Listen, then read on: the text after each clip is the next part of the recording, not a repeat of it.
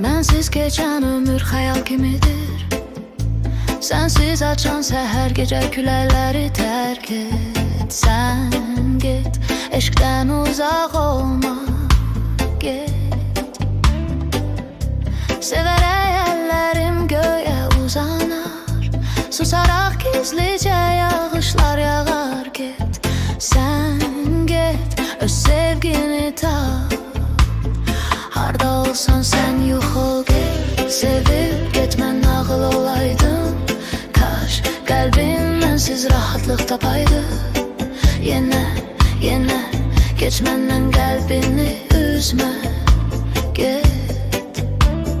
Get, sevib getmən nağıl olaydım. Kaş qəlbim mənsiz sevgi sənə tapaydı. Qismət belə, sən də bu sevgidən küsmə, get. Mənsiz gecə yenə qonaq gələcək. Sənsiz ömrüm vaxtsız gələn baharın kimi, get. Sən get, eşqdən uzaq olma, get.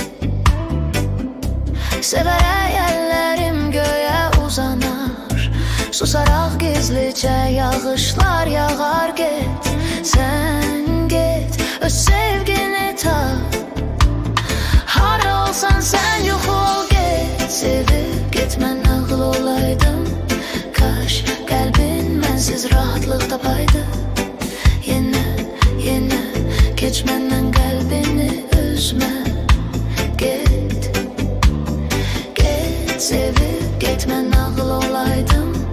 Kaş qəlbin mənsiz sevgi sənə tapaydı.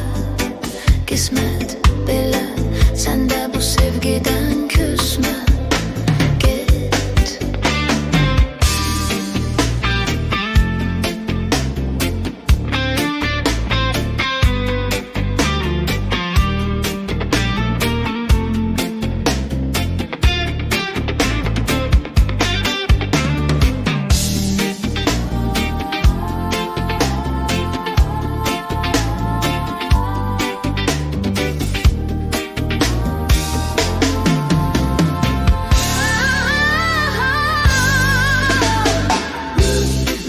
Geçən ömür xəyal kimidir.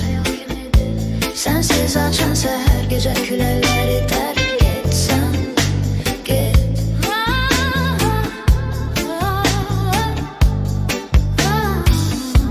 Sənsiz ömrüm baxsız gələn baharın bahar.